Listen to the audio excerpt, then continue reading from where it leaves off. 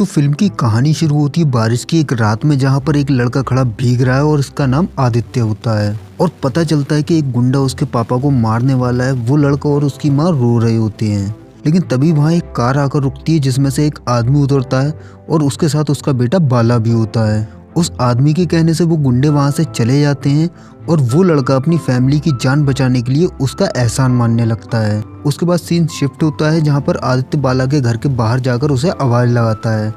बाला अपनी बालकनी में आकर उससे पूछता है कि उसे कुछ चाहिए क्या। तब आदित्य उसे कहता है कि मुझे कुछ नहीं चाहिए, लेकिन अगर तुम्हें कुछ भी चाहिए हो तो मुझे बता देना, मैं ला दूंगा।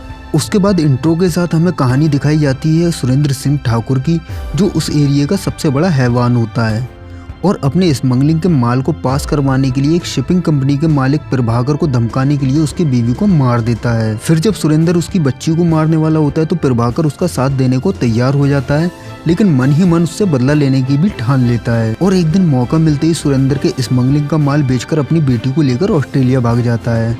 सुरेंद्र को प्रभाकर के षड्यंत्र का पता चल जाता है और उससे बदला लेने के लिए वो जेल से ही अपने धंधे को बढ़ाता है। उधर प्रभाकर के दिल में भी अपनी बेटी के लिए हमेशा डर रहता है, इसलिए वो कभी लौटकर इंडिया नहीं आता और ना ही अपनी बेटी को आने देता है। उसके बाद सीन शिफ्ट होता है, 20 साल बाद का सीन दिखाया जाता है जहाँ पे सुरेंद्र को पता चलता है कि प्रभाकर ऑस्ट्रेलिया में है और अपनी बेटी को इंडिया भेज रहा है। सुरेंद्र उसकी बेटी की जानकारी लेकर बैंगलोर में उसके लिए फील्डिंग सेट करता है। प्रभाकर की बेटी नित्या जब एयरपोर्ट से निकलती है तो सुरेंद्र के आदमी उसके पीछे लग जाते हैं और मौका देखकर उस लड़की को उठा लेते हैं। फिर वो गुंडा प्रभाकर के पास कॉल करता है और उसे बताता है कि उसकी बेटी को उसने पकड़ लिया है। और परेशान होकर प्रभाकर इंडिया में किसी को कॉल करता है उसकी बेटी को बचाने के लिए, लेकिन वो बंदा कहता है कि मैं अकेला उन लोगों का सामना नहीं कर सकता और वो कॉल करता है आदित्य को। फिर आदित्य उस लड़की नित्या को बचाने के लिए निकल जाता है। उधर नित्या गुंडों से भागते हुए एक जगह छुप जाती है, लेकिन वो गुंडे उसे ढूंढ लेते हैं, लेकिन सही टाइम पर आदित्य वहां आकर नित्या को बचा लेता है। उधर सुरेंद्र और उसके बेटे के बीच नित्या की वजह से नोकझोंक होने लगती है, क्योंकि सुरेंद्र का बेटा खुद पावरफुल बनना चाहता है। दूसरी तरफ आदित्य नित्या को नौकरानी बनाकर अपने घर ले जाता है, जहाँ पर उसकी माँ और उसके चाचा के 2 बेटे रहते थे और नित्या वहीं पर रहने लगती है। उधर प्रभाकर भी इंडिया आ जाता है और सुरेंद्र के लोग उसे अपने साथ ले जाते हैं। वहीं दूसरी तरफ नित्या आदित्य के साथ में रह रही होती है। फिर एक दिन सुरेंद्र के गुंडे वहां आकर नित्या को पकड़कर साथ ले जाते हैं, लेकिन आदित्य वहां होकर भी कुछ नहीं करता। वो बस खड़ा होकर देखता रहता है नित्या को जाते हुए। लेकिन तभी पीछे से आदित्य की माँ उसे कहती है कि उस लड़की को बचाने के लिए हाथ जोड़ ले या फिर हाथ उठा ले। फिर आदित्य उन सबको मार के नित्या को बचा लेता है। उधर सुरेंद्र अपने गुंडों को खाली हाथ देखकर भड़कता है और कहता है जितने आदमी चाहिए लेकर जाओ और उस लड़की के साथ आदित्य की लाश भी लेकर आओ। तभी उसका बेटा कहता है इस काम के लिए उसने बाहर से आदमी बुलाए हैं। उधर आदित्य नित्या को लेकर उसकी माँ की समाधि पर जाता है, जिसके बाद नित्या खुशी खुशी उसके साथ रहने लगती है। लेकिन तभी फिर एक दिन वो गुंडे आकर नित्या को ले जाने की कोशिश करते हैं, लेकिन आदित्य फिर से वहां आकर उसे बचा लेता है और नित्या से कहता है तुम्हें किसी से भी डरने की जरूरत नहीं है, तुम्हें जहां भी जाना हो मुझे बताओ, मैं तुम्हें लेकर जाऊंगा। फिर कुछ दिन बाद आदित्य के पड़ोस में रहने वाली एक औरत नित्या को आदित्य के बारे में कुछ बताती है, जिसे सुनकर नित्या बुरी तरह घबरा जाती है। और जब वो घर पर वापस जाती है तो वो आदित्य के हाथ पर शेर वाला टैटू देखती है, लेकिन तभी वहां पर पुलिस आकर आदित्य को पकड़कर ले जाती है और नित्या उस बंदे के पास जाती है जिसको शुरू में प्रभाकर ने कॉल किया था। और नित्या उससे आदित्य के पास्ट के बारे में पूछती है और वो उसे आदित्य के पास्ट के बारे में बताता है।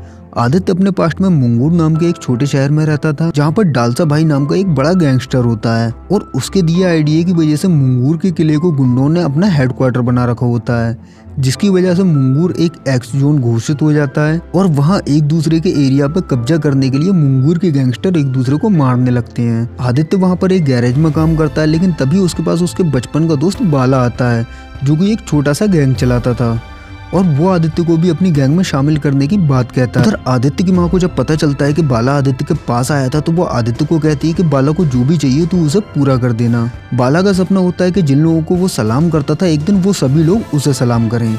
और अपने दोस्त का सपना पूरा करने के लिए आदित्य बाला की गैंग को ज्वाइन कर लेता है और आदित्य के गैंग में आ जाने के बाद में बाला की गैंग बढ़ने लगती है, क्योंकि उनके रास्ते में जो भी आता था आदित्य सबको खत्म कर देता है।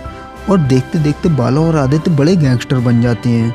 उनकी गैंग टॉप पर आ जाती है, उनके बहुत सारे दुश्मन भी बन जाते हैं। बाला का एक भाई होता है जो कि आदित्य से जलता था, उसकी और आदित्य की बिल्कुल भी नहीं बनती थी। और फिर एक दिन जब बाला का भाई एक बेगुनाह औरत को मारने वाला होता है तो आदित्य उसे बचाने की कोशिश करता है। वो आदित्य से झगड़ा करने लगता है, लेकिन जब आदित्य उन सबको मारना शुरू करता है तो बाला का भाई वहां से भागने लगता है और रास्ते में उसे आदित्य की माँ दिख जाती है और वो उसकी माँ को मारने वाला होता है, लेकिन उससे पहले आदित्य उसे जान से मार देता है।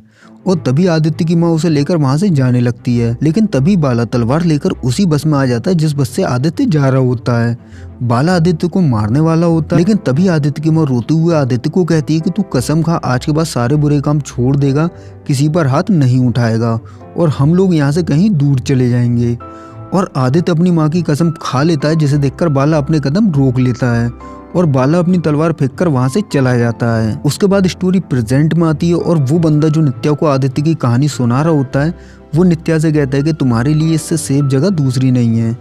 नित्या फिर से आदित्य के साथ में रहने लगती है, लेकिन तभी वहाँ प्रभाकर आ जाता है और नित्या उसके साथ में चली जाती है। नित्या के जाने के बाद से आदित्य उदास हो जाता है, लेकिन जब प्रभाकर और नित्या एयरपोर्ट के लिए जा रहे होते हैं तभी वीरेंद्र के गुंडे उन्हें वहां से पकड़ लेते हैं और नित्या को मुंगूर ले जाते हैं, जहाँ पर आदित्य के पहले से बहुत सारे दुश्मन होते हैं। आदित्य नित्या को बचाने के लिए मुंगूर जाता है और अकेला ही गुंडों से फाइट करता है और सबको मार के नित्या को बचा लेता है, लेकिन तभी वहाँ पर बाला आ जाता है और फिर दोनों के बीच में बहस होने लगती है, जिसके बाद आदित्य बाला को कहता है कि तू चाहे तो अभी मेरा सर काट सकता है, मैं कुछ भी नहीं बोलूंगा। ये सुनकर बाला का आदमी उसे तलवार देता है।